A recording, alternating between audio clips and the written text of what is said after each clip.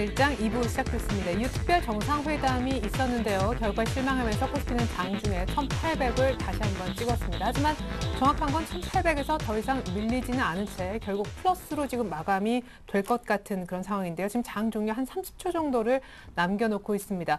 하지만 한편 플러스로 출발했었던 코스닥은 코스피가 꺾이니까 함께 꺾였다가 종가상 오히려 마이너스로 끝날 분위기인데 출발상으로 본다면 혼조세로 끝나겠지만 오히려 소폭 플러스로 출발했었던 코스닥이 꺾이고 마이너스로 출발했던 코스피가 뒷심을 발휘할 것 같습니다.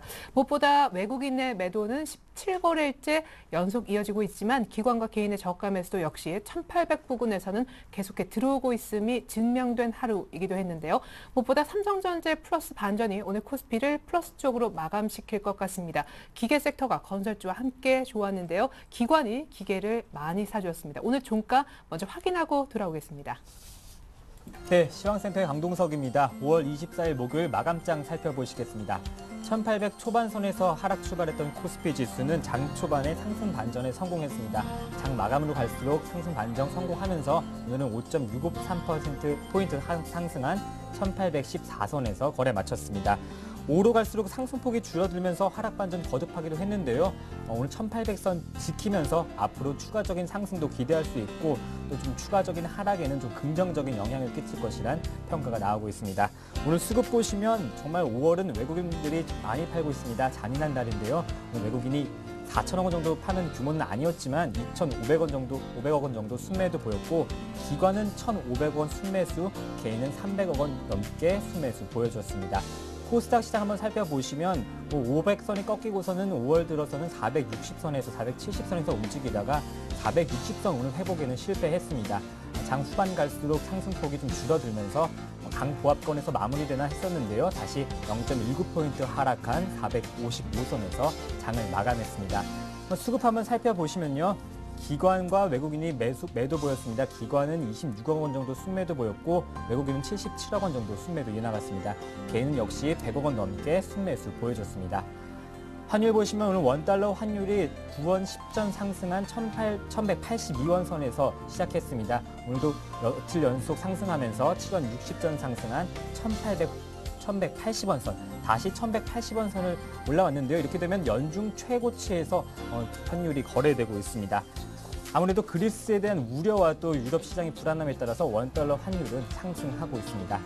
오늘 원달러 환율은요, 7원 60전 상승한 1,180원에서 마감했습니다. 네, 다음은 코스피 시가총액 상위 종목 보시겠습니다. 네, 삼성전자가 다시 상승 반전에 성공했습니다. 0.33포인트 강보합권에 머물렀고요. 현대차는 강보합권에, 기아차는 0.53포인트 상승한 75,900원 선에서 거래 마쳤습니다. 포스코도 0.5% 강보합권에 머물렀고 현대모비스는 1.8% 하락했습니다. 네, 다음 종목 살펴보시면요. LG화학이 2% 상승했고 신한지주가 0.3% 강보합권에 머물렀습니다. 한국전력은 반면 0.66% 하락했습니다. 다음은 코스닥 시가총액 상위 종목 보시겠습니다. 네, 셀트리온이 0.54% 상승한 28,000원에 거래 마쳤습니다. 권리락으로 2만 원대 된 셀트리온은 0.5%대 상승률 보여줬고요. 안랩은 0.1% 하락했고 CJ오쇼핑이 2% 넘게 상승했습니다. 다음 코스닥 시가총액 상위 종목 7위부터 10위 살펴보시면요. CJ 이름이 많이 빠졌습니다. 4.2% 급락했고 포스코 ICT는 1.6% 상승했고 SFA는 1.95% 하락했습니다. 네, 다음은 이 시각 특징 업종 및 테마 살펴보시겠습니다. 잘 나가던 전차 군단, 특히 전기전자 업종이 오늘 혼조세 보였는데요. 삼성전자는 막판에 상승 반전에 성공했습니다. 0.33% 상승하면서 122만 5천 원 선에서 거래 마감했고요. LG전자는 1.6% 상승률, 나머지 업종들은 혼조세 보이면서 마감했습니다. 네, 오늘 자동차 관련주도 안개 낀 시장 속에서도 혼조세 보였는데요. 특히 부품주가 많이 밀렸습니다. 만도가 4.7%, 5% 가까이 빠졌고요. 현대모비스는 1.82% 하락했습니다. 완성차 업체는 기아차가 0.5% 강보합권에 머물렀습니다. 네, 지지부진하던 건설주가 동반 상승했습니다. 아무래도 해외 수주 소식 덕분에 건설주가 좋은 모습 보여줬는데요. GS건설이 1.8% 상승했고 대우건설 4.1%, 현대산업이 5.28% 상승했습니다. 시가총액 상위 종목보다는 나머지 업종들이 좋은 모습 보여줬는데요. 대림산업, 경남기업이 각각 1.7%, 3.2% 상승했습니다. 네, 기계주가 외국인과 기관의 매수 속에 상승했습니다. 기계주 오랜만에 좋은 모습 보여줬는데요. 자세히 살펴보시면 두산 관련 그룹주가 좋았습니다. 두산중공업은 외국계 매수 속에 4% 넘게 급등했고 두산인프라코어는 나흘째 상승 이어갔습니다. 두산엔진도 2% 가까이 상승했고 나머지 업종들은 강보합권에 머물렀습니다. 네, 다음은 특징주 살펴보시면 혼란스러운 시장 속에서도 오리온, 내수주는 흐름이 좋았습니다. 장중 흐름 살펴보시면 1.8% 상승한 88만 5천 원 선에서 거래됐는데요. 특히 오리온은 80만 원 초반이었던 주가가 90만 원 선에 바짝 다가섰습니다. 중국 수혜주로 꼽히는 화장품 제조업체 코스맥스와 한국콜마도 나란히 52주 신고가 기록했습니다. 반면 베이직하우스는 오늘 좋지 않은 모습 보여줬는데요. 소비 침체에 따른 실적 부전으로 52주 최저가를 기록했습니다. 5포인트 빠지면서 12,050원에 거래됐는데요. 베이직하우스는 지난해 7월 장중 27,800원까지 올라서 52주 최고가를 기록한 뒤 주가가 57% 넘게 빠졌습니다. 중국 경기 모멘텀 부각 시 주가 회복에는 긍정적이지만 오늘은 12,050원에 거래 마감했습니다.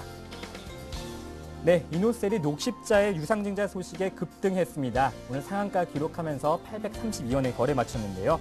3일 연속 상한가 기록했습니다.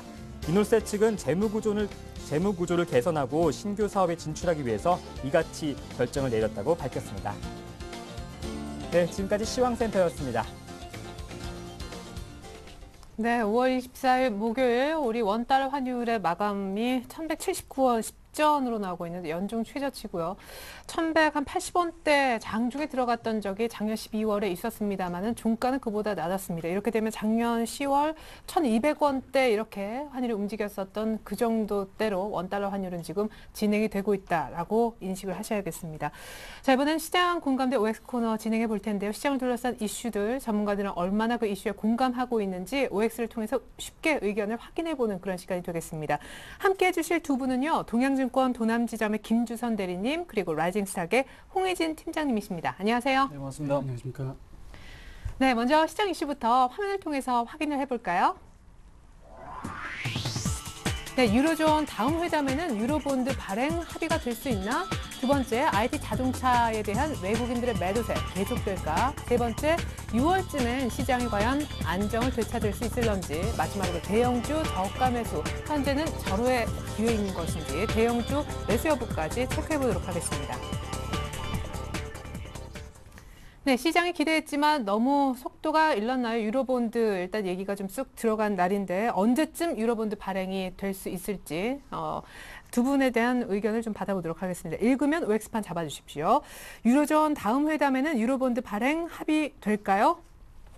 자, 어렵다. 두 분 의견 같으신데 우리 뭐 자칭 유럽 전문 아니시군요. 워낙 유럽 얘기를 깊이 있게 해주시니까 김주선 대리님이 특별정상회담에 대해서 아주 간단하게 좀 정리를 해주셨으면 좋겠고 유로본드 발행 시점도 좀 알려주시면 좋겠어요. 네, 일단 아마 오늘이 아니라 어제 새벽이었죠. 어제 새벽에 특별정상회담이 열렸기 때문에 그 부분에 대해서 일주일 전부터 많이 이슈가 됐습니다. 근데 결과는 뭐 딱 한 문장으로 좀 말씀드리면은 그리스 잔류에는 뭐 일치하는 의견을 보였으나 그 뭐 해법에 있어서는 서로 좀 방법론에 있어서 다른 차이를 보여줬다라고 말씀드릴 수 있을 것 같고 네. 지금 제가 유로본드 얘기를 좀 왜 주제를 말씀드렸냐면은 그 어제 미국장을 아마 혹시 지켜보신 분이나 혹은 이제 지나온 분봉을 보신 분들은 아시겠지만 마지막 장에 네. 200포인트 가까이 하락하던 미국장이 강하게 올라가는 모습을 보여줬는데 프랑스하고 이탈리아, 이제 프랑스는 대통령이고 이탈리아는 총리겠죠. 마지막에 유로본드에 대해서 해결 방법은 뭐 유로본드밖에 없다는 식으로 좀 얘기를 했습니다. 그래서 그 부분 때문에 올라왔는데 그래서 유로본드에 대한 화두가 또 앞으로 1, 2주 동안에 계속 좀 말이 나올 것 같습니다. 근데 제가 유로본드 설립이 당분간은 되기 힘들다라고 말씀드렸는데 그 이유는 이제 독일하고 재정 위기 국가들하고 네. 입장 차이가 있다는 것을 이해를 하셔야 되실 것 같습니다. 얼마 전에 어젠가요? 그 국채금리 0%도 이제 뭐 독일이 발행에 성공했다는 얘기가 있었는데 독일은 지금 이제 그 자금 조달 금리가 워낙 낮아진 상황이고 이렇게 위기가 지속될수록 사실은 독일은 반사이익을 계속 얻고 있습니다. 하지만은 재정 위기국들 같은 경우는 독일이 사실은 얄미울 수밖에 없죠. 그렇기 때문에 이 입장차를 이해하신다면은 유로본드가 계속 줄다리기가 돼서 뭐 당장은 설립하기 힘들 것 같고, 그리고 다음번 정상회담이 이제 일정이 궁금하신 분들이 많이 계실 텐데 6월 초로 일단 잡혀 있습니다. 삼국 정상회담은 6월 초로 잡혀 있고, 또 정례 정상회담, 그러니까 그 어제와 같이 유로 정상들이 다 모이는 거는 다음 달 말 정도에 28일에 정확히 있습니다. 그리고 18일에도 G20 정상회담이 있고, 그 전에 이제 중요한 17일 날 그리스 프랑스 2차 총선이 있겠죠. 그래서 뭐 지금 다음 달에도 여러 가지 일정들이 있는데, 일단은 유로본드에 대해서 막판에 어제 미국 시장이 얘기가 나오고 많이 올랐기 때문에 이게 좋게 유로본드가 좀 금방 될까라는 생각이 드실 수는 있겠지만은, 뭐 이렇게 그 각 이해관계가 너무 다르기 때문에 상당한 시간이 걸릴 거라고 좀 말씀을 드리고 싶고, 또 이게 만약에 되려 그러면 ECB가 개입을 해야지만 저는 이게 좀 그 일이 좀 빠르게 진행되지 않을 수 있을까 말씀을 드리겠습니다. ECB나 다른 주체들이 독일을 이쪽 의견으로 수렴할 수 있도록 이끌어야 되는데, 그 이끄는 동인을 제공을 해줘야 됩니다.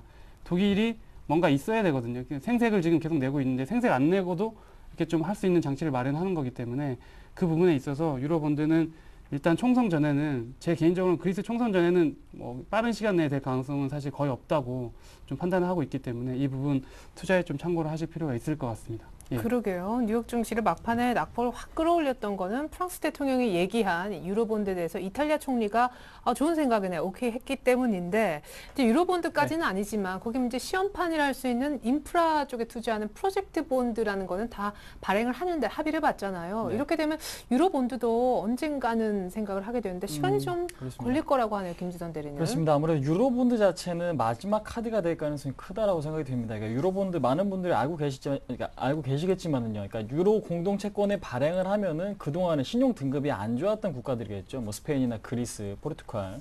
이들 같은 경우에는 상당히 좀 환호를 보낼 수가 있지만은 뭐 프랑스나 독일 같은 경우에는 상당히 좀 안 좋아집니다. 그 이유는 뭐냐면은 일단은 채권에 대한 지금 그러니까 채권에 대한 보증 비율 자체가 독일이 굉장히 좀 높을 수밖에 없는데, 지금 현재 독일 같은 경우는 채권 자체가 안전자산으로 분류가 되면서 1%대 굉장히 좀 저금리의 자금을 조달을 하고 있죠. 근데 이제 유로 채권에, 그러니까 유로본드를 발행을 하게 되면 아무래도 그 금리 자체가 3%대 이상으로 올라갈 수밖에 없습니다. 근데 이제 가만히 있어도 독일 입장에서는 현재로서 낮은 금리로 지금 자금을 조달할 수가 있는데, 아무래도 비용적인 측면에서 조금 추가적인 비용이 좀 든다라면은 그 부분 자체를 지금 단기적으로 해결하기에는 상당히 좀 무리가 있다. 그러니까 지금 독일 쪽에서 아무래도 저금리로 자금을 조달할 수 있는 상황에서도 유로본드를 지금 오케이 사인을 내보내서 굳이 금리를 좀 많이 주는 그런 상황을 조금 나타나지 않지 않을까라고 생각을 하고 있거든요. 그러니까 지금 그리스 문제가 뭐 스페인이나 이탈리아 은행 쪽으로 문제가 확산되는 부분만 좀 막아준다라면은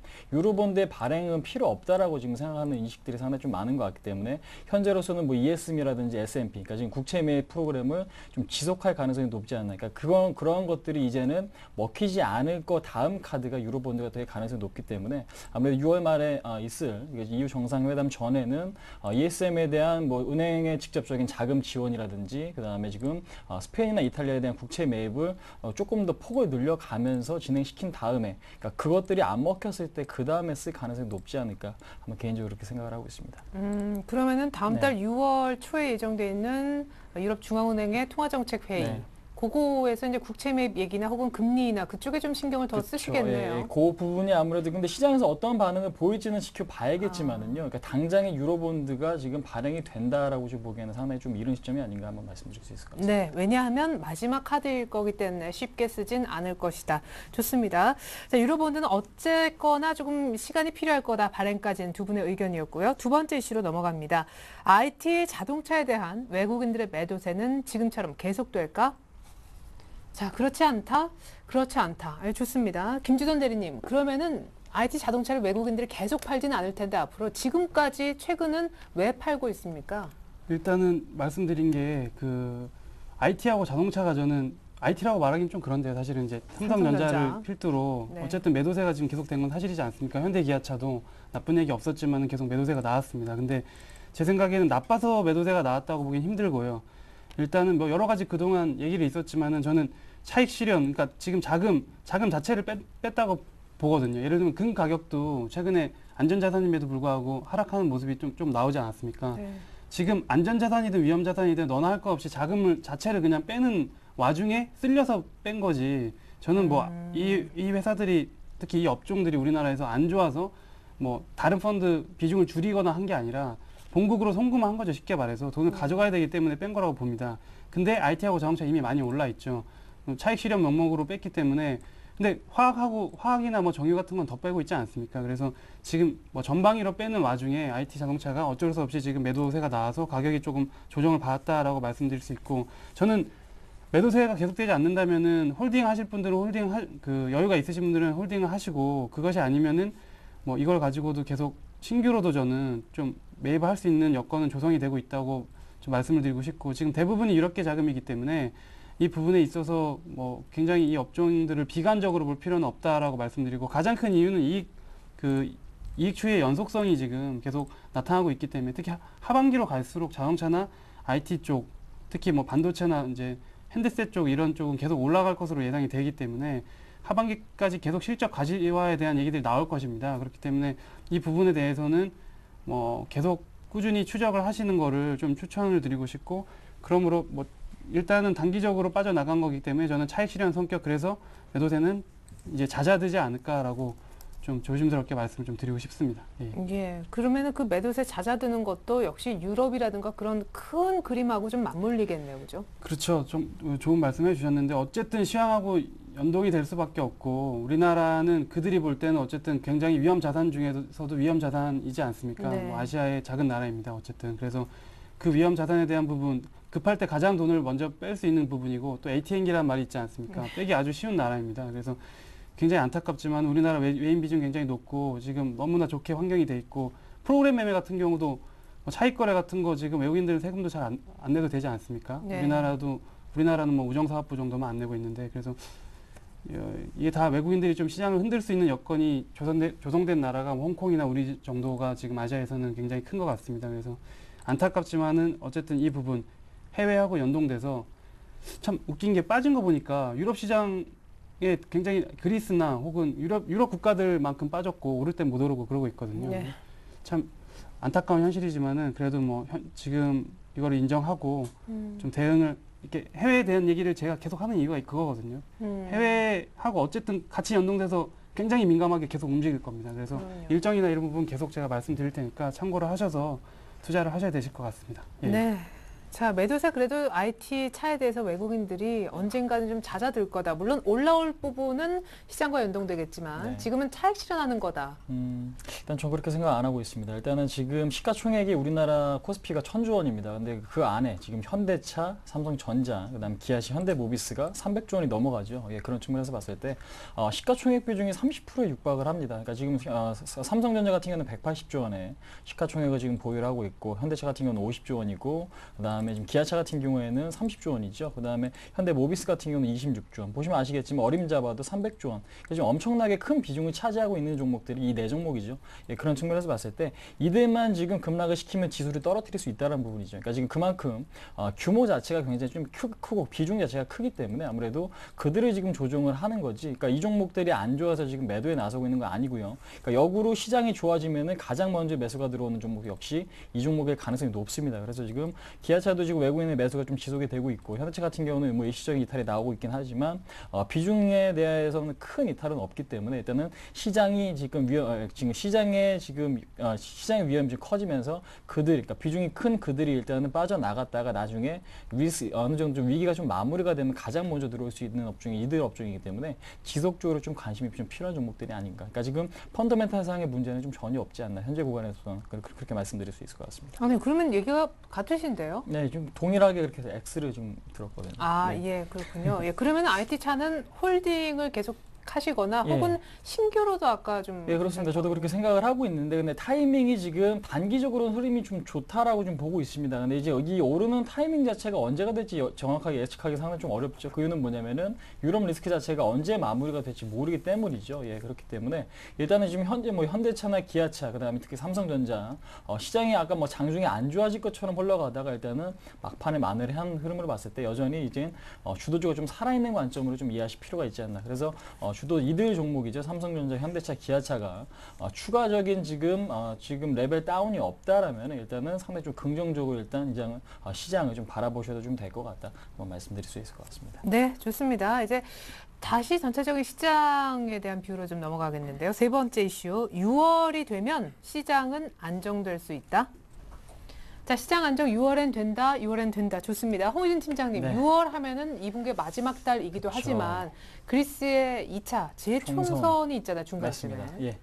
일단은 그런 것들이 남아 있죠. 근데 이제 어떤 그 불확실성이 있다고 하더라도 그 불확실성이 만 좋게 끝날 것 같으면 시장에서 호재로 작용될 수 있고요. 반대로 이제 안 좋게 진행이 될 것 같으면은 일단은 시장은 하락하겠죠. 그래서 지금 가장 중요한 부분이 뭐냐면요. 일단 지나간 거 좀 잊으시고 앞으로 시장 자체가 어떤 방향으로 흘러가면은 일단은 긍정적일 수 있을지, 그 다음에 지금 시나리오를 좀 짜시고 대응하시는 게 현재 국면에서 좀 맞지 않나라고 생각을 하고 있습니다. 그러니까 지금 최상의 선택 자체는 아무래도 2차 총선이 그 기존에 지금 신민당이라든지 사회당 쪽에서 좀 정권을 좀 잡는, 지금 다시 한번 지금 정권을 잡는 흐름이 좀 나와준다라면은 상당히 좀 긍정적일 수 있다는 부분이고요. 그 다음에 지금 유로존 쪽 같은 경우에도 다시 한번 공조가 잘 돼서 은행에 대한 리스크가 좀 줄어드는 흐름이 나와준다라면은 시장은 굉장히 좀 급반등이 좀 나와질 수도 있을 것 같다. 그 다음에 지금 FOMC 회의도 이제 6월달에 예정이 돼 있죠. 네. 예, 그런 측면에서 봤을 때 미국 쪽에서 정책적인 부분, 그 다음에 지금 EU 정상회의에서 정책적인 부분, 그 다음에 총선 부분에 대해서 일단은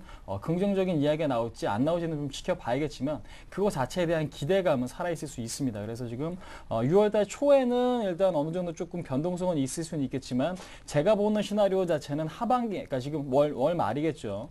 6월 말에 가면 갈수록 상당히 좀 긍정적인 방향으로 흘러갈 수 있지 않을까라고 좀 조심스럽게 예측을 할 수가 있을 것 같아요. 그래서 지금 좀 전에 말씀드린 미국 유로존 정책에 대한 기대감, 그 다음에 일단은 최근에도 이제 기관의 저가 매수가 상당히 좀 많이 유입이 되고 있습니다. 그러니까 지금 국내 자금 자체가 일단은 매수가 좀 들어오고 있기 때문에 그런 측면에서 봤을 때도 뭐 추가적인 하락보다는 일단 좀 윗방향으로 보시고, 그러니까 어느 정도 월 말에 가면 갈수록 안정될 수 있다라는 마인드를 좀 접근하시되 일단 리스크 국면, 그러니까 이런 긍정적인 부분들이 반대로 나올 경우에는 좀 대비를 해야겠죠. 예, 그런 측면에서 봤을 때 일단 긍정적으로 보시되 리스크에 대한 대비는 하시면서 시장 전략을 좀 짜시는 게 맞지 않나 말씀드려보도록 하겠습니다. 네, 좋습니다.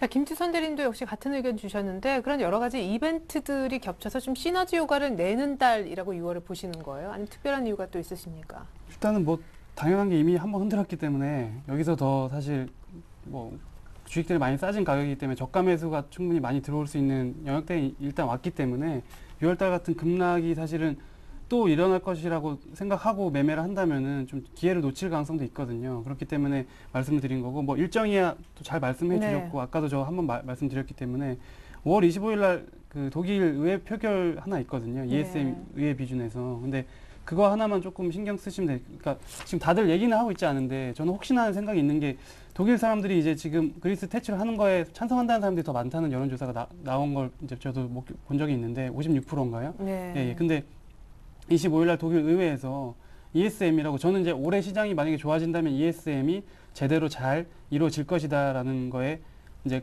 그렇게 믿었기 때문에 그렇게 말씀드린 건데, 혹시나 5월 25일 날 독일 의회에서 표결을 하는데 뭐 과반수를 충족시키지 못하거나 하면은 이게 또 조금 더 불안정성이 증폭될 수는 있다라는 생각하고 있기 때문에. 원래 7월에 출범을 하려고 준비 중인 그렇죠. ESM인데. 그렇죠. 그러니까 예. ESM이고 재정 협약도 지금 각국 정상들이 이제 모여서 합의는 한 상태인데 의회 비준들이 다 필요하거든요. 각 국가들이. 네. 그 과정들이 앞으로 계속 있을 겁니다. 근데 쉽지는 않을 것 같아요. 그래서 그 부분을 또 계속 체크를 해야 될 것 같고, 단기적으로는 25일 날 혹시나 하는 마음이 있기 때문에 그 부분도, 독일 의회 표결에 대한 부분도 체크를 하심이 좀 좋으실 것 같습니다. 그러면은 6월에 시장이 안정된다면 지금보다 예, 한 예.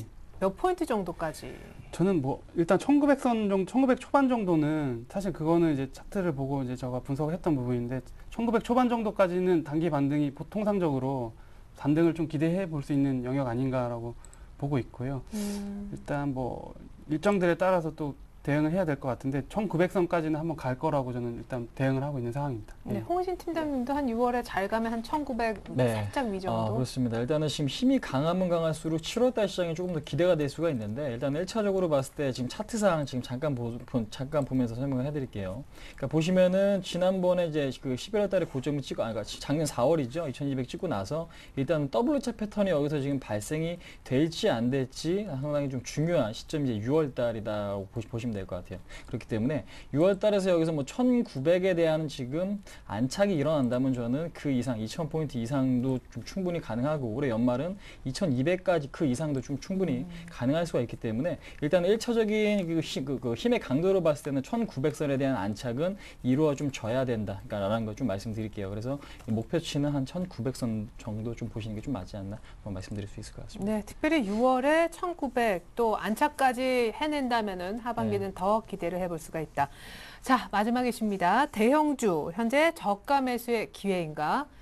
자, 현재 대형주 싸게 살 수 있는 아주 네. 좋은 기회다. 역시 같은 의견이신데 호이진 팀장님 돈이 많다면 지금 네. 사실 많이 싸져 있는 대형주들은 그렇죠. 널려 있잖아요. 널려 있습니다. 지금 보시면 아시겠지만은요, 그 많은 분들이 코스닥 시장은 오르는데 내 종목은 왜 안 가나라는 생각을 좀 하실 거예요. 근데 중요한 부분은 뭐냐면은 프로그램 매도를 좀 이해하실 필요가 있을 것 같습니다. 최근에 지금 베이시스가 악화가 되면서 프로그램 매도가 엄청나게 좀 출회가 됐는데 5월 17일이죠. 그러니까 불과 지금 한 일주일 만에 얼마만큼의 물량이 나왔냐면 시장에 2조 원이 풀렸습니다. 프로그램 매도가. 근데 이제 네. 2조 원이 풀렸는데 주가 자체가 이 정도 좀 버틴다라는 것 자체는 상당히 긍정적이란 부분이겠죠. 그러니까 지금 2조 원을 누군가 흡수를 했는데 지금 뭐 개인이 될 수도 있고 외국인이 될 수도 있고 다른 기관이 지금 흡수를 했을 수도 있지만 그러니까 시장 자체로 놓고 본다면 2조 원이 물량이 풀렸음에도 불구하고 지수가 지금 안정이 돼가고 있다. 최근에 3일 정도 상당히 좀 눈여겨볼 만한데요. 그러니까 3일 동안에는 1조 원가량, 1조 원 이상의 물량이 풀렸음에도 불구하고 주가는 추가적인 하락보다는 오히려 밑꼬리가 달리고 있다는 거에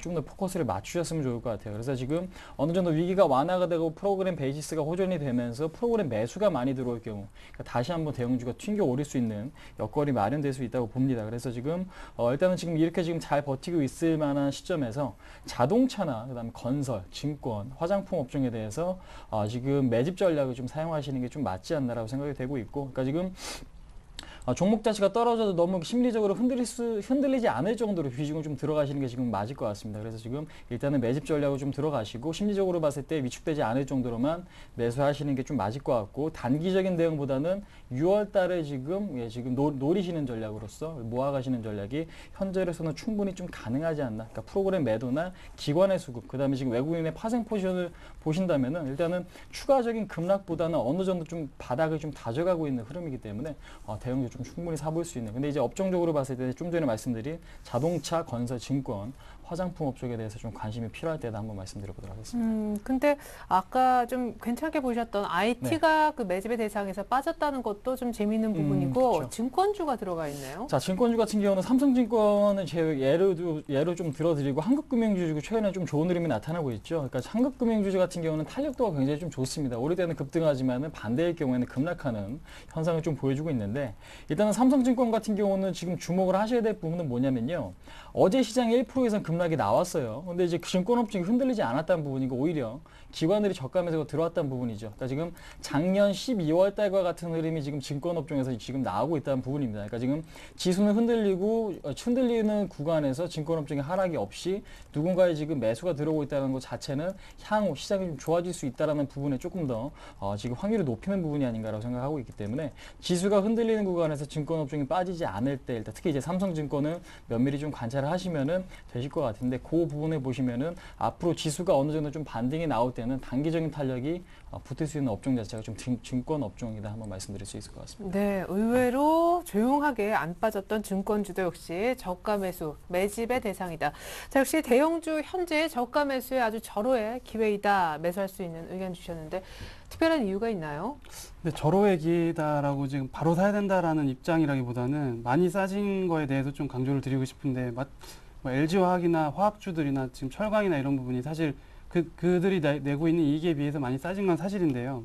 종목마다 좀 다르게 그 업종마다 접근해야 되겠지만은 뭐 제가 항상 말씀드리는 이익이 계속 견조한 IT나 자동차, 건설까지도 뭐 낙폭이 컸지만은 좋게는 보고 있지만은 사실 이제 뭐 분할 매수 관점에서는 좀 충분히 좀 적극적으로 접근을 해볼 수 있는 뭐 구간이라고는 생각을 하고요. 다만 이걸 좀 말씀드리고 싶어요. 제가 얼마 전에 그 사실 장도 힘들고 하기 때문에 좀 기관 매니저분들을 몇 분 이렇게 뵌 적이 있습니다. 그래서 얘기를 좀 많이 나누고 좀 많이 묻기도 하고 좀 정보를 얻기 위해서 뭐 너무 책상에 앉아 있다고도 되는 게 아니잖아요. 요즘 같은 때. 그럼요. 그래서 예. 좀 그런 적이 있는데 그 대충 거의 다 통일되게 말씀하시는 게 이런 거였어요. 그러니까 가격은 정말 많이 싼 것 같다. 주식이 가격이 많이 싸진 거는 동의를 하고 정말 사봐도 진짜 뭐 오래 버틸 수 있다면은 뭐 분명히 수익이 날 거라는 확신은 있는데, 그러면 제가 역으로 여쭤본 게, 그러면 왜 그렇게 기관 쪽에서는 배팅을 한 번 이렇게 많이 들어오지 않고 지금 이렇게 외국인들 파는데 받쳐줄 생각 안 하고 다 가만히 있냐라고 네. 우스갯소리로 말씀을 했더니, 물론 그게 중론은 아니겠지만 대충 분위기가 가격은 싸지만은 굳이 지금 사야 되는지에 대해서는 좀 고민을 하는 것 같습니다. 다 그런 식으로 말씀을 하시더라고요. 지금 한 번에 다 살 필요가 있냐, 굳이 조금 더 두고 보고 사도 되지 않겠냐라고 말씀을 하시는데, 그 다만- 조금 더가 그리스 2차 총선일 수도 있겠다는 생각이 언뜻. 그렇죠. 물론 충분히 가능성이 있는 얘기고요. 또 네. 기관들 이제 수급을 분석하실 때 이런 게 있습니다. 기관에서 뭐 예를 들면 국민연금이나 이런 큰 기관에서 그 자문사들이나 운영사들한테 돈을 나눠주지 않습니까? 수익률을 이제 서로 경쟁을 시키는데, 그럴 때 기간이 있습니다. 뭐 2달이면 2달, 통상 뭐 3-4달 정도 된다고 알고 있는데, 그 안에 집행 안 하면은 오히려 점수 깎이거든요. 그런 제도도 있습니다. 그래서 어쨌든 간에 들어오긴 분명히 기간에서 순간 갑자기 많이 들어오는 기간이 충분히 올 수 있다고 보고 있고, 저는 그게 6월달 뭐 중순이나 말경 전에는 한번 그런 시세가 나오지 않을까라고 보고 있는데, 그렇기 때문에 저는 저가 매수의 기회이다라고는 이제 말씀을 드리되, 분할 매수 관점을 좀 급하게 살 접근했습니다. 필요는 예, 왜냐하면은 화학주 같은 거 저는 아직 바닥이 확인됐다고 보고 있지 않고, 태양광은 여전히 저는 안 좋게 보고 있거든요. 예, 많이 그러면 제가 떨어졌으면 이렇게 좋겠다고. 여쭤볼게요. 네. 지금 저가 매수는 뭐 돈도 없고 네. 미리 사놓은 대형주 6월 정도까지 기다리면은 지금보다는 수익이 좀 더 날 거다. 예, 저는 지금 크게 물렸다고 많이 표현하고, 크게 지금 그 마이너스 되고 있는 분들 같은 경우는 지금 바로 저는 매도하지 않고 있습니다. 예. 예, 알겠습니다. 자, 이렇게 해서 두 분의 전문가와 함께 현 시장 공감대 알아봤고요. 계속해서 내일장 전망과 전략 세워보도록 하겠습니다.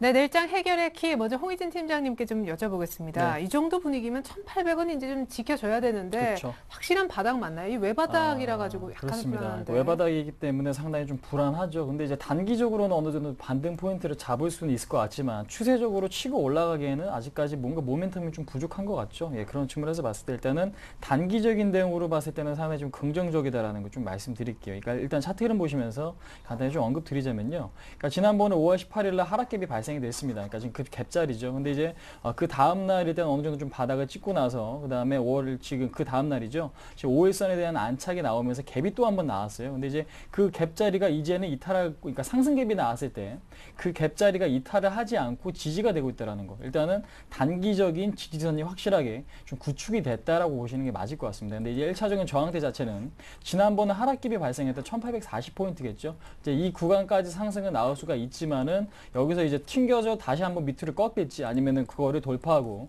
올라갈지가 상당히 좀 관건인 것 같은데, 일단은 단기적인 지지수대로 봤을 때 1790이죠. 1790이 이탈이 되지 않으면 일단 윗방향으로 보시는 게 맞고, 1840포인트가 안착되는 걸 확인하신 뒤에 중장기적인 대응이 좀 필요한다. 그래서 지금 단기적인 대응하실 분들은 1840포인트에서 일단은 현금화를 좀 시키신 다음에 추이를 좀 다시 시켜보시는 전략도 상당히 좀 좋다. 그래서 기관의 저가 매수가 유입되는지 좀 확인을 하시고, 그 다음에 지금 지수 자체는 1790포인트가 이탈이 되시면 않는다면은 긍정적인 마인드로 좀 접근하시는 게 맞다. 한번 말씀드려보도록 하겠습니다. 네, 갭으로 떨어지기 네. 직전인 1840에서 일부 현금화하는 것도 괜찮은 전략일 수 있겠다 의견이었고요.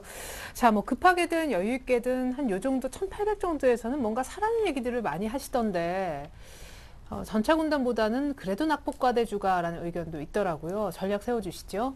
뭐 저는 이렇게 저번 주에 제가 이제 장이 한창 안 좋을 때 1800 정도 밑에서는 이제 그 지지선이 형성될 가능성이 있다고 말씀드린 적이 있는데, 1780 하루 갔다가 오긴 했지만은 그 밑에서는 역시 저가 매수가 들어오는 걸 눈으로 확인을 할 수가 있었거든요. 그래서 일단은 지금은 매도보다는 매수 관점이 맞지만은, 뭐 단기 매매하실 분들은 아까 말씀해 주셨지만 1800 근처나 그 하회 했을 때는 좀 가감히 일단 사보되, 뭐 단기 수익률이 나왔을 경우에는 바로 차익 실현하는 전략을 말씀을 드리고, 내일장 같은 경우만 말씀을 드리자면은 그 EU PMI에 대한 말씀을 안 드릴 수가 없습니다. 왜냐하면 제가 저번 달 이맘때 이게 좀 안 좋게, 예상보다 안 좋게 나와서 장이 한 10포인트 가까이 밀렸던 그 기억을 또렷이 하고 있는데요. 네. 전달에 46 나왔는데, 그러니까 작년 11월 이후에 그 가장 낮은 가격을 갱신을 했었거든요. 뚫고 내려간 거죠. 근데 급락했었죠, 4월에. 예. 그래서 많은 분들이 예측한 거에서 벗어나지 않았습니까? 근데 지금 그 PMI가 오늘 밤에 있기 때문에 그거 꼭 체크하신 다음에 좀 대응을 하셨으면 좋겠고, 유럽은 뭐 오늘 밤이면 결과 나오니까요. 그리고 EU 같은 경우 이제 EU나 중국 지표들은 사실 내일 예상을 하기에는 급격한 개선이 힘들겠지만 어느 정도만 돼준다면은 지수는 1800 근처 혹은 1700 후반에서 지탱이 돼줄 거라고 보기 때문에 1800 하에 시 단기 매수 관점을 유지하시되 뭐 장기적으로 아까 뭐 물려 있거나 손실이 나 있으실 그런 것들은 당분간은 홀딩. 다만 변동성 오늘도 보면은 변동성 작지만은 뭐 20포인트에서 30포인트 정도는 아래 위로 왔다 갔다 할 수 있거든요. 하루에도. 네. 그렇기 때문에 그 부분을 좀 이용하셔서 그냥 기계적으로 20포인트나 25포인트 이상 하락하면은 웬만한 종목 사서 다음 날에는 그래도 플러스는 나오는 경우가 많습니다. 이런 장에는. 그래서 레버리지 매매도 요즘에 저번에도 많이 말씀드렸지만은 이런 변동성은 현금만 있으신 분들은 즐기실 수 있는 어떤 파도일 수 있거든요. 그래서 그 정도로 전략 한번 말씀드려 보겠습니다. 네, 좋습니다. 여의도 쪽 시각을 한번 이어서 확인해 보도록 할게요. 대신증권의 최진 책임연구위원 만나보겠습니다. 안녕하세요. 예, 안녕하십니까. 네, EU 특별 정상회담 결과 봤는데도 코스피 크게 실망을 안 하고 오히려 하루 만에 올라서 1810선을 회복했습니다. 이제 앞으로 어떻게 될지 궁금한데 무엇보다 원달러 환율이 1180원대 종가상 올 들어 사설 최고치까지 뛰었더라고요. 예, 일단 외국인과 관련돼서는 역시 국내 증시도 오늘 외국인들의 주식시장의 팔자세가 좀 더 이어지는 모습이었었는데요. 물론 오늘 국내 증시가 강보합권에서 좀 마감을 보이면서 관망세를 좀 나타내기는 했지만은 실질적으로 오늘 나타났었던 EU 정상회담의 결과들을 좀 더 살펴보면은 아직은 이거에 관련해서 낙관적인 결론을 내리기는 좀 더 힘들 것으로 보여지고 있고요. 이에 따라서 좀 더 현재 투자 전략은 좀 더 짧게 가져가시는 내용이 좀 더 바람직할 것으로 좀 보여지고 있습니다. 일단 앞서서 유럽 증시와 미국 증시의 그 서로 엇갈린 모습들을 좀 더 살펴보면은요. 유럽 같은 경우에서는 일단 월스트리트 저널이 밝혔었던 초안 공개에 따른 실망감과 그리스 파파데모스 전 총리의 그 유로존 탈퇴 이슈 등과 관련해서 약세를 좀 나타났다면 미국 증시 같은 경우에는 오히려 이에 대한 그 기대감의 후반 낙폭을 좀 줄이는 모습을 보여줬었는데요. 하지만 미국 증시의 낙폭을 줄인 내용과 관련돼서 좀 더 살펴보면은 사실상 그 그리스와 관련된 관련돼서는 그 회담 중에서도 구체적인 내용들이 사실 밝혀지지는 못했습니다. 이에 따라서 사실상 그리스와 관련된 그 리스크는 시장에 관련돼서 여전히 좀 더 작용하고 있다고 볼 수 있을 것 같고요. 이와 관련돼서는 오늘 국내 증시가 좀 더 낙폭을 줄이면서 좀 관망세를 보여주고 있지만은 현 상황에 관련해서는 낙관적인 전망보다는 일단 시장을 좀 더 매번 앞선 예측보다는 좀 더 리스크를 감안하는 짧은 대응이 좀 더 바람직할 것으로 보여지고 있습니다. 예, 여전히 짧은 대응. 그러면은 그리스 2차 총선이 예정돼 있는 다음 달 중순 이전에는 뭐 특별한 악재가 나올 것까지는 없을 것도 같은데 어떤 전략을 세워보면 좋을까요? 예, 일단 일희일비하는 전략과 함께 그 변동성 국면이 좀 더 이어질 수 있을 것 같은데요. 유로존과 관련돼서는 물론 그리스 문제가 가장 큰 이슈일 수도 있겠지만은 일단 잠재되어 있는 악재로서는 그 스페인 은행권의 구조조정 및 그 재자본화 문제도 역시 계속 살펴보셔야 될 것으로 판단되고 있습니다. 스페인 같은 경우에서는 최근에 작년도 그 재정적자 비율을 상향 했음에도 불구하고 그 은행권 재자본화 관련돼서 좀 더 확충 비중이 늘어날 수 있기 때문에 이러한 부분들이 그 유로존의 대응이 나타나지 않는 이상에서는 좀 더 그 숨겨진 악재가 되지 않을까 이렇게 볼 수 있을 것 같습니다. 예, 그래요.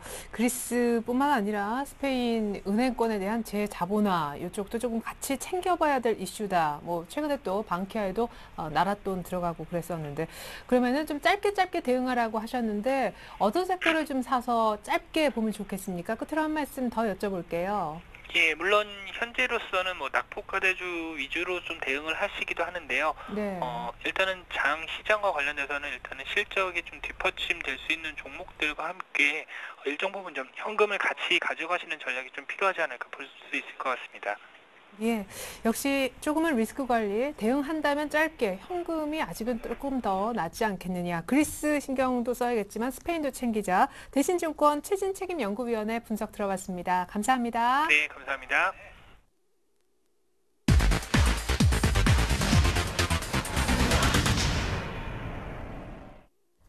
네, 이번 순서는 스윙을 펀치 시간입니다. 두 분 지난주 언급했었던 종목 한 주간 누가 더 많은 수익을 냈을까요?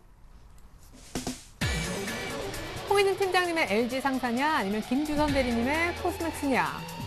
자, 결과가 어느 정도 보여지는데 안타깝습니다. 코스맥스가 안 잡혀서 LG상사는 조금은 위태하기도 했었는데 자, 김지선 대리님 먼저 좀 여쭤볼게요. 이거 잡히기만 했으면은 22,000원 목표가가 아니라 23,000원, 24,000원까지 지금 막 신고가를 내고 있는데 아깝네요. 네, 뭐 제가 이제 사실 가격을 말씀드릴 때 너무 낮은 거 아니냐라고 말씀하셨는데 아니, 왜냐하면 지난주 이 시간에 이제 그 종목이 네. 12% 급등했기 때문에. 그렇죠. 근데 사실 제가 21,000원을 말씀드렸는데 21,300원까지 왔다가 올라갔거든요. 근데 네. 뭐 일단 이 업종 자체가 지금 장 나쁘면서 제가 그때 방어주 위주의 컨셉을 좀 말씀드렸는데 네.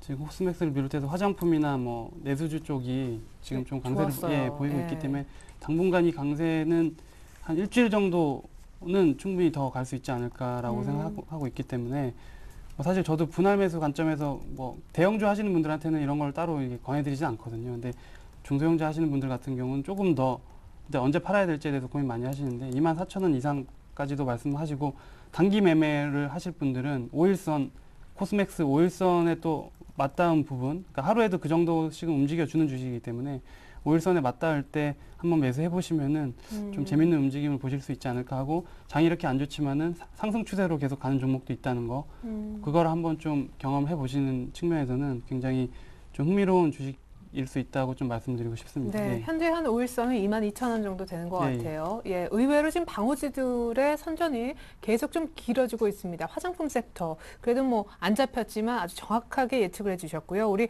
LG상사 홍희진 네. 팀장님. 예. 자, 일단 예측 자체가 좀 빗나간 것 같습니다. 아무래도 지지가 좀 잘 돼서 들어갔는데 추가적인 하락이 나왔죠. 그러니까 지금 현재 시장에서 아무래도 리스크 부분, 그러니까 지금 역배열인 종목의 매매가 굉장히 좀 위험하다라는 걸 좀 증명한 그런 사례가 아니었나라고 생각을 하고 있는데요. 일단 오늘 같은 경우는 뭐 반등이 나오긴 했지만 21선에 대한 안착이 이루어지고 난 뒤에 뭐 매수를 하시는 게 좀 나을 것 같습니다. 그래서 이 종목 같은 경우는 보유하고 계신 분들이라면 일단 조금 더 보유하시는 전략이 좀 맞겠죠. 근데 이제 신기적으로 좀 생각을 하신 분들은 그러니까 저항선 21선 자체를 뚫고 나서 안착이 이루어진 다음에 그때 접근하시는 게 좀 맞고, 근데 이제 최근 시장에서는 뭐 낙폭 과대냐 아니면 강한 종목을 따라가는 건 정답은 없는 것 같아요. 어떤 종목이든 대응을 잘 하실 수 있는 분, 그러니까 내가 대응을 잘 할 수 있는 그런 종목 쪽으로 좀 가시는 게 맞지, 낙폭 과대했다고 무조건 오르는 것도 아니고 강한 종목이라 무조건 계속 가는 것도 아니거든요. 예, 그런 측면에서 봤을 때 일단은 현재 LG상사 같은 경우는 신규 매수는 21선 안착이 된 다음에 접근하시는 게 좀 맞다, 한번 말씀드릴 수 있을 것 같습니다. 네, 좋습니다. 자, 그렇다면 두 분의 전문가 오늘 준비해 오신 종목은 무엇인지 화면을 통해서 먼저 확인부터 해볼게요. 김주선 대리님은 코스닥스 이어서 유비벨록스를 준비해 오신 것 같군요. 그리고 홍희진 팀장님은 넥스코텍스요. 두 분 다 10개는 뭐 IT, 뭐 자동차 이쪽 관련 종목인 것 같습니다. 먼저 김주선 대리님의 유비벨록스 추천 사유부터 한번 확인해 볼까요?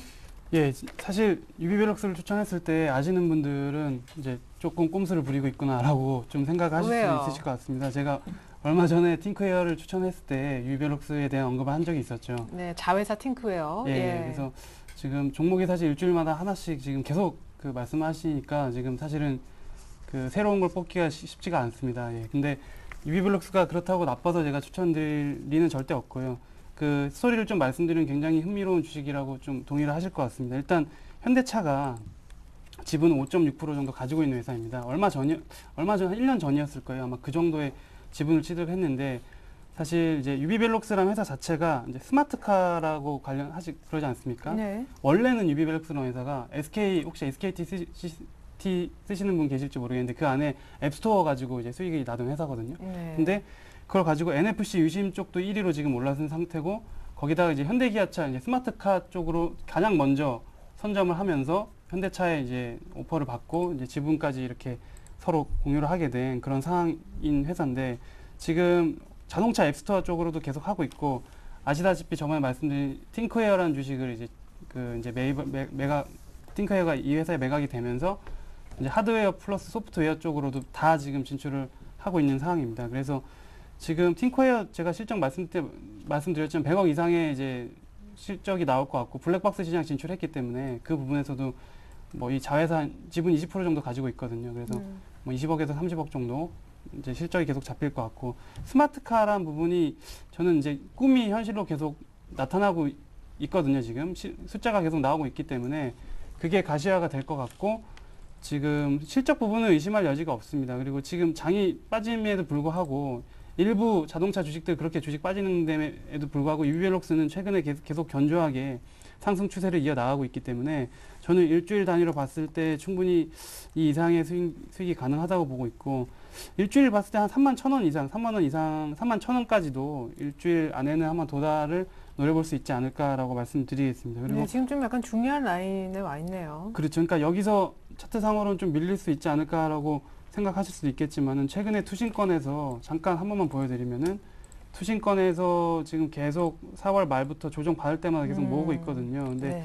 충분히 모으는 이유는 있어 보입니다. 지금 계속 싸기 때문에 뭐 유비벨록스 지금 시점에서 한번 잡아볼 가능성이 충분히 있다고 보고, 다만 손절가는 제가 제시를 꼭 해드려야겠죠. 장이 네. 또 좀 무너질 가능성이 있기 때문에 28,000원대가 무너지지 않는 이상은 일단 홀딩 하시는 거를 전제로 제가 말씀을 좀 드리겠습니다. 네, 28,000원 손절 가격 유비벨록스 설명이었습니다. 시초에 일단 매수 얘기하셨고요.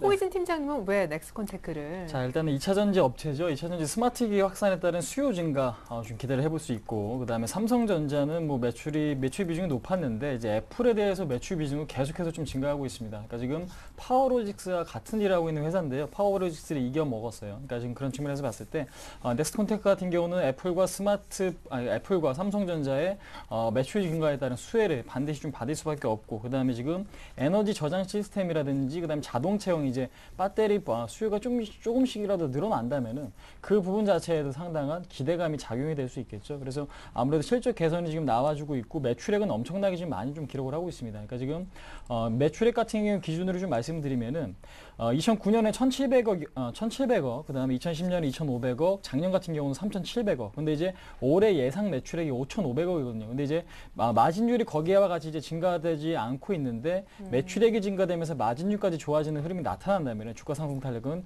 굉장히 좀 강해질 수 있습니다. 그래서 지금 넥스콘테크 같은 경우는 지금 반드시 좀 관심을 가져보실 그런 종목이 아닌가라고 생각이 되고 있고, 시장이 빠질 때 안 빠졌어요. 그러니까 보시면 아시겠지만은 10,000원 선을 이탈하지 않았습니다. 이 종목 같은 경우는 시장이 크게 무너졌을 때도 아무래도 그만큼 지금 업황이 좀 괜찮다는 부분이 있기 때문에 현재로서는 시초가 좀 매수를 하시고요. 그다음에 1차적인 목표가는 전고점 12,000원까지 설정을 해드리겠고, 손절가는 1,400원 정도 일단 이탈이 되면 일단 손절해보자 한번 말씀드릴 수 있을 것 같습니다. 네, 좋습니다. 이렇게 해서 넥스콘테크 설명까지 들어봤습니다. 전 고점인 12,000원까지 갈 수 있지 않겠느냐. 지금 딱 이평선이 수렴되어 있는 그런 구간에 놓여 있습니다.